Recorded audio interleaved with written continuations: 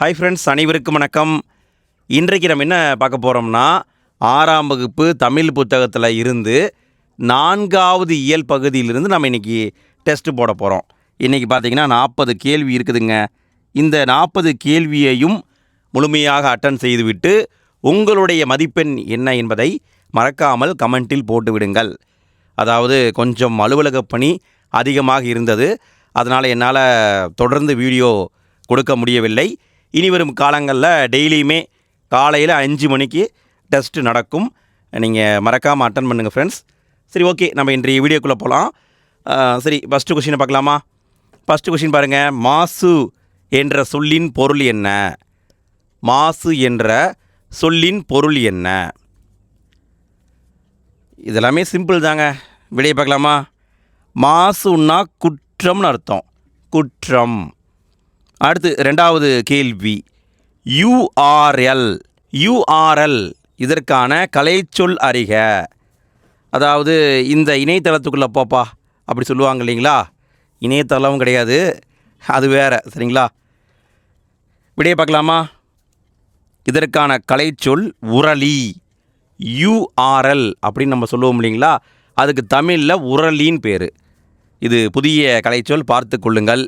அடுத்து 3வது கேள்வி, மூதுரை என்ற சொல்லின் பொருள் என்ன? மூதுரை, இதுக்கான விடையை பார்க்கலாமா? விடை மூத்தோர் கூறும் அறிவுரை. மூத்தோர் கூறும் அறிவுரை. அடுத்து 4வது கேள்வி, இடமெல்லாம் பிரித்து எழுதுக. இடமெல்லாம், இதற்கான பதில் இடம் கூட்டல் எல்லாம். இடமெல்லாம்னா இடம் கூட்டல் எல்லாம். அடுத்து 5வது கேள்வி, மாசற பிரித்து எழுதுக. மாசற, இதற்கான விடை மாசு கூட்டல் அற. மாசு கூட்டல் அற. அடுத்து 6வது கேள்வி, காமராசருக்கு பாரத ரத்னா விருது வழங்கப்பட்ட ஆண்டு எது? காமராசருக்கு பாரத ரத்னா விருது வழங்கப்பட்ட ஆண்டு எது? இது ரொம்ப முக்கியங்க. இதற்கான விடை 1976. 1976.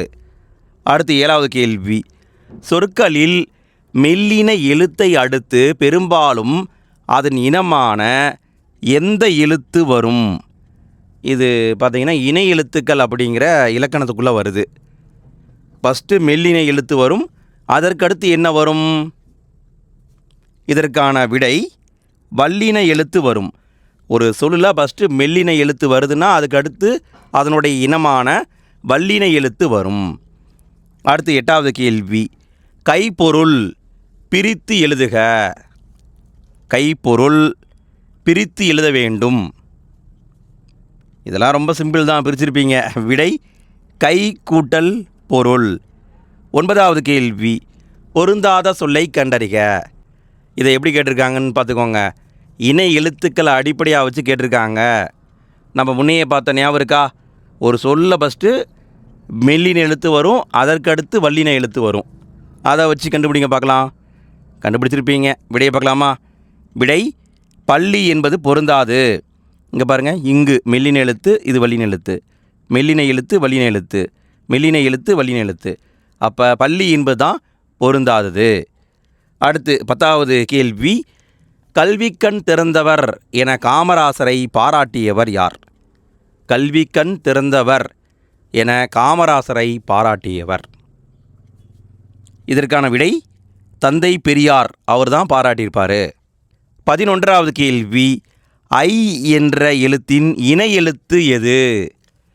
அதாவது இணை எழுத்துக்களை பொறுத்த வரைக்கும் உயிர் எழுத்தில் குறிலுக்கு நெடிலும் நெடிலுக்கு குறிலும் வரும். ஆனால் ஐக்கு குறில் எழுத்து இருக்கான்னு கேட்டால் இல்லை. அப்போ இதுக்கான இணை எழுத்து என்ன? ஐக்கு ஈ என்பது இணை எழுத்து, ஐக்கு ஈ வரும். 12வது கேள்வி, பள்ளிகளில் ஏற்றத்தாழ்வின்றி குழந்தைகள் கற்க காமராசர் அறிமுகப்படுத்திய திட்டம் என்ன திட்டம்? நன்கு கவனியுங்கள். ஏற்றத்தாழ்வு இல்லாமல் குழந்தைகள் படிக்க வேண்டும் என்பதற்காக கொண்டு வரப்பட்ட திட்டம். விடையை பார்க்கலாங்களா? சீருடை திட்டம். அடுத்து 13வது கேள்வி, ஔ என்ற எழுத்தின் இணை எழுத்து எது? ஔ, இதுக்கு குறில் கிடையாது. அப்போ இதுக்கான இணை எழுத்து என்ன? முன்னாடி நம்ம பார்த்தோம் ஐக்கு ஈன்னு பார்த்தோம். ஔ உச்சரிச்சா என்ன வருது? ஔவுக்கு ஊ வருது. இதுதான் இணை எழுத்து. அடுத்து 14வது கேள்வி, சரியான கூற்றை கண்டறிக. கூற்று, சொல்லில் உயிரெழுத்துக்கள் சேர்ந்து வருவது இல்லை. காரணம், அளபெடையில் மட்டும் குறிலை தொடர்ந்து அதன் இனமாகிய நெடில் எழுத்து சேர்ந்து வரும். இதில் எது சரி எது தவறு? இல்லை ரெண்டுமே சரியா ரெண்டுமே தவறா? இதை கண்டுபிடிக்க வேண்டும். சரி, விடையை பார்க்கலாங்களா? விடை கூற்று சரி, காரணம் தவறு. என்ன தவறுன்னா, அளபடையில் ஃபஸ்ட்டு வரக்கூடியது நெடில் தான் வரும். ஃபஸ்ட்டு நெடில் வரும், அதற்கு அடுத்து அதன் இனமான குறில் வரும். சரிங்களா, நல்லா கவனிங்க. ஃபஸ்ட்டு வர்றது நெடில், அப்புறம்தான் குறில் வரும். சரிங்களா, அதனால் கூற்று சரி, காரணம் தவறு. அடுத்து 15வது கேள்வி, தமிழ் எழுத்துக்களில் எந்த எழுத்துக்களுக்கு மட்டும் இணை எழுத்து இல்லை? தமிழ் எழுத்துக்களில் எந்த எழுத்துக்கு மட்டும் இணை எழுத்து இல்லை? இதை கண்டுபிடித்திருப்பீர்கள். விடை ஆயுத எழுத்துக்கு இணை எழுத்து இல்லை. அடுத்து 16வது கேள்வி, சரியான கூற்றை கண்டறிக. கூற்று, கல்வி புரட்சிக்கு வித்திட்டவர் காமராசர். காரணம், தமிழ்நாட்டில் பல கிளை நூலகங்களை தொடங்கினார். இரண்டில் எது சரி? கண்டுபிடிச்சிருப்பீர்கள் என்று நினைக்கிறேன். விடையை பார்க்கலாங்களா? விடை கூற்று காரணம் இரண்டும் சரிதான். அதாவது கல்வி புரட்சிக்கு வித்திட்டவர் காமராசர், அதுக்கு ஒரு காரணம் பல கிளை நூலகங்களை உருவாக்கியதும் சரி. அப்போ இரண்டுமே சரிதான். 17வது கேள்வி, மெல்லினத்துக்கான இணை எழுத்து இடம்பெறாத சொல் எது? மெல்லினத்திற்கான இணை எழுத்து, மெல்லினம் வந்தால் கண்டிப்பாக வல்லினம் வரணும். அப்போ வராத எழுத்து எது? அதை தான் கண்டுபிடிக்கணும். வராத சொல் எது? அதை தான் கண்டுபிடிக்கணும். விடையை பார்க்கலாமா? விடை இங்கே பாருங்கள், மெல்லினம் வல்லினம், மெல்லினம் வல்லினம், மெல்லினம் வல்லினம். இதில் வந்து பாருங்கள் வரல. அப்போ இதுதான் இடம்பெறாத சொல். 18வது கேள்வி, தவறான சொல்லை வட்டமிடுக. கீழே இருக்கிற 4 சொல்லில் எது தவறு? இங்கே வேறுபாடாக வச்சுருக்காங்க, கண்டுபிடிச்சிருப்பீங்க நேரம். விடையை பார்க்கலாமா? வென்றான், இதுதான் தவறு. இந்த ரா வரக்கூடாது, இந்த ரா வர வேண்டும். அப்போ இதுதான் தவறு. அடுத்து 19வது கேள்வி, ஆற்றுணா வேண்டுவது இல் என்று கூறும் நூல் எது? ஆற்றுணா வேண்டுவது இல் என்று கூறும் நூல் எது? இதற்கான விடை பழமொழி 400. நாலடியார்னு போட்டக்கூடாது. சரிங்களா, நல்லா கவனிங்க. இப்படி சொல்லக்கூடிய நூல் பழமொழி 400. அடுத்து 20வது கேள்வி, இணை எழுத்துக்கள் அமையாத சொல்லை கண்டறிக. கீழே இருக்கிற 4 சொல்ல எதில் இணை எழுத்து வரவில்லை? அதை கண்டுபிடிக்க வேண்டும். கண்டுபிடிச்சிட்டிங்களா? விடையை பார்க்கலாமா? சரி, விடையை பார்ப்போம். இங்கே பாருங்கள், மெல்லினம், அடுத்து வல்லினம், இங்கே பாருங்கள் வல்லினம், இங்கே பாருங்கள் அதே வல்லினம், இதுதான் தவறு.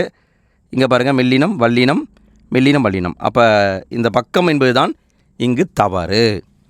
அடுத்து 21வது கேள்வி, கலைச்சொற்களை பொருத்துக. கலைச்சொற்களை பொருத்த வேண்டும். பொருத்துங்க பார்க்கலாம். இதெல்லாமே ரொம்ப சிம்பிள் தாங்க. விடையை பார்க்கலாமா? மின்னஞ்சல் அப்படின்னா இமெயில், மின் நூல் அப்படின்னா இபுக், மின் இதழ்கள்னா இ மெகசின், மின் நூலகம்னா இ லைப்ரரி. அப்போ விடை பிசிஏடி எங்கே இருக்குங்க?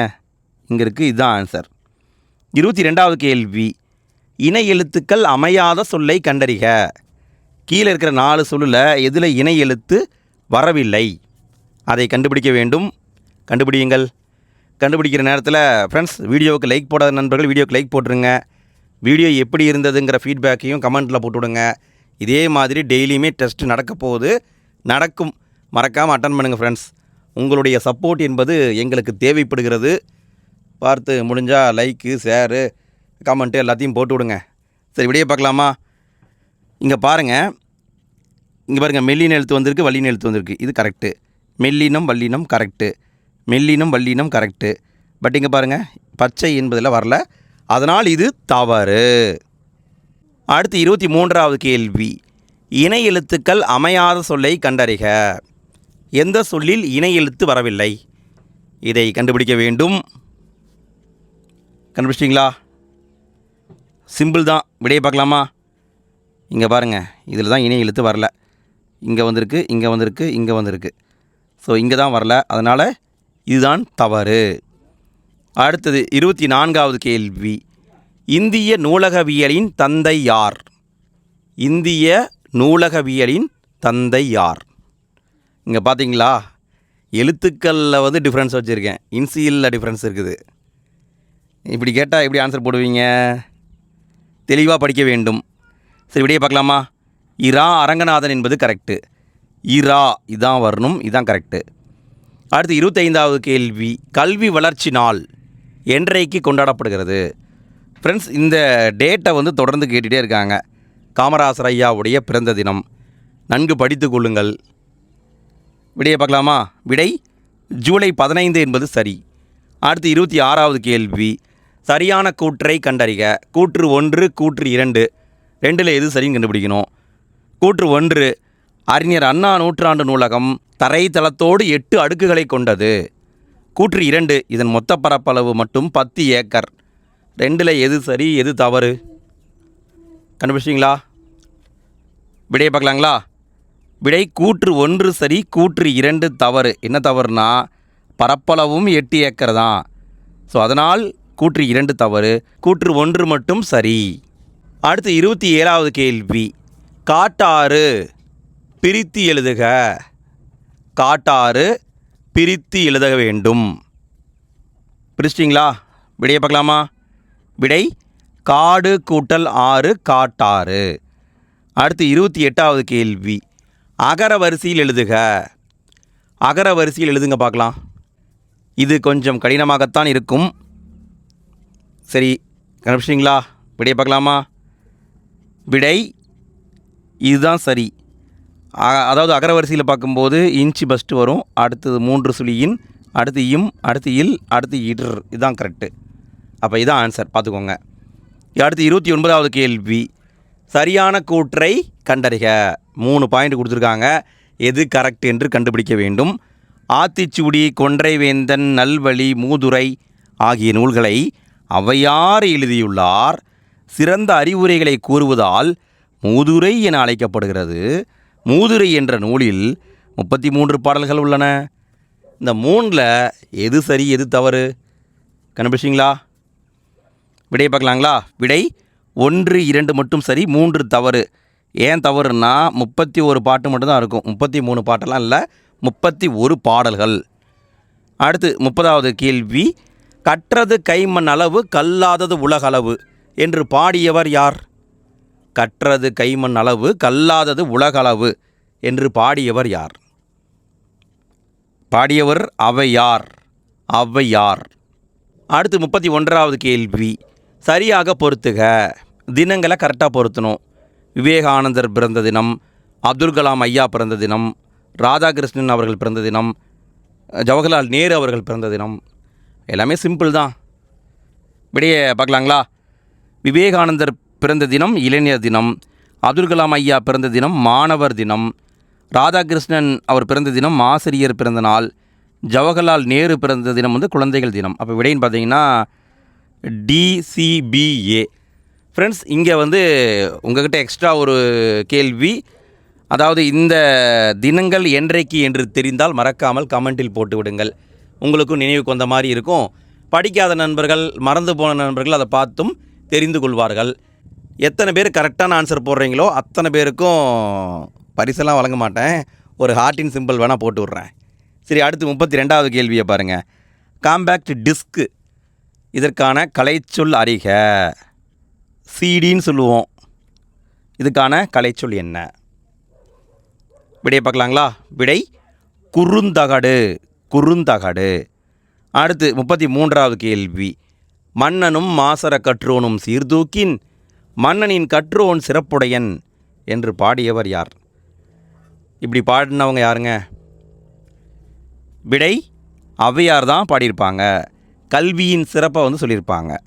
அடுத்து 34வது கேள்வி, மாணவர்கள் நூல்களை எவ்வாறு கற்க வேண்டும்? மாணவர்கள் நூல்களை எவ்வாறு படிக்க வேண்டும்? இதற்கான விடை மாசற கற்க வேண்டும். மாசுனா குற்றம், குற்றமில்லாமல் கற்க வேண்டும். 35வது கேள்வி, எளிய தமிழில் சீர்திருத்த கருத்துக்களை வலியுறுத்தி பாடியவர் யார்? எளிய தமிழில் சீர்திருத்த கருத்துக்களை வலியுறுத்தி பாடியவர் யார்? இதற்கான விடை பட்டுக்கோட்டை கல்யாண சுந்தரம். அடுத்து 36வது கேள்வி, சரியான கூற்றை கண்டறிக. கூற்று காரணம் டைப்பில் கொடுத்துருக்காங்க. கூற்று, பட்டுக்கோட்டை கல்யாண சுந்தரம் மக்கள் கவிஞர் என அழைக்கப்படுகிறார். காரணம், உழைக்கும் மக்களின் துயரங்களையும் பொது உடைமை சிந்தனைகளையும் தன்னுடைய பாடல் வழி பரவலாக்கினார். இதில் எது சரி? கண்டுபிடிச்சிருப்பீங்க. விடையை பார்க்கலாங்களா? கூற்று காரணம் சரி, சரியான விளக்கம்தான். அதாவது பட்டுக்கோட்டை கல்யாண சுந்தரம் அவரை தான் மக்கள் கவிஞர்னு சொல்கிறாங்க. ஏன்னா உழைக்கும் மக்களுடைய துயரங்கள், பொது உடைமை சிந்தனைகள் எல்லாத்தையுமே அவருடைய பாட்டில் நம்ம பார்க்கலாம். அடுத்து 37வது கேள்வி, காமராசரின் மணிமண்டபம் அமைந்துள்ள இடம் எது? காமராசருக்கு மணிமண்டபம் கட்டியிருக்காங்க. எங்கே கட்டியிருக்காங்க? அதான் கேள்வி. விடையை பார்க்கலாங்களா? விடை கன்னியாகுமரியில் கட்டப்பட்டுள்ளது. கன்னியாகுமரியில் இருக்குது. 38வது கேள்வி, காமராசர் முதலமைச்சராக பதவியேற்ற நேரத்தில் ஏறக்குறைய எத்தனை தொடக்க பள்ளிகள் மூடப்பட்டிருந்தன? காமராசர் முதலமைச்சராக பதவியேற்ற நேரத்தில் ஏறக்குறைய எத்தனை பள்ளிகளை மூடியிருந்தாங்க? தொடக்க பள்ளிங்க, சரிங்களா? இதற்கான விடை 6000 தொடக்க பள்ளிகள்.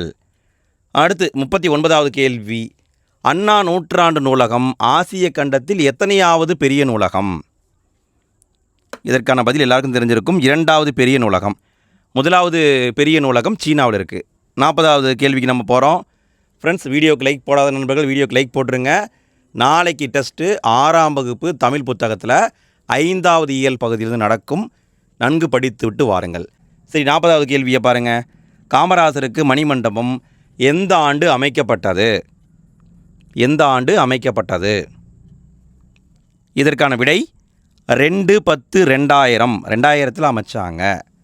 அவ்வளோதான் ஃப்ரெண்ட்ஸ். இன்றைய வீடியோவில் 40 கேள்வியை பார்த்துட்டோம். உங்களுடைய ஸ்கோர் என்னங்கிறத மறக்காமல் கமெண்ட்டில் போட்டுவிடுங்க. எனக்கு தெரிந்து அந்த இணை எழுத்துக்கள்ங்கிற டாப்பிக்கில் தான் கொஞ்சம் கஷ்டப்பட்டுருப்பீங்கன்னு நினைக்கிறேன். மற்ற ஏரியா எல்லாமே எளிமையாக தான் இருந்திருக்கும். சரி, ஓகே ஃப்ரெண்ட்ஸ், நாளைய டெஸ்ட்டில் சந்திப்போம். ஆல்ரெடி 3 வீடியோ போட்டிருக்கோம். இந்த வீடியோவோடு சேர்த்து 4வது வீடியோ நீங்கள் இன்னும் பார்க்கலைன்னா வீடியோக்கான ப்ளேலிஸ்ட்டுக்கான லிங்க்கு நான் இந்த வீடியோக்கு கீழே டிஸ்கிரிப்ஷன்லையும் ஃபஸ்ட்டு கமெண்ட்லையும் கொடுக்குறேன். தேவைப்பட்டால் பார்த்துக்கோங்க. ஓகே ஃப்ரெண்ட்ஸ், நாளைய வீடியோவில் சந்திப்போம். இன்றைய நாள் இனிய நாளாக அமைய வாழ்த்துக்கள். நன்றி.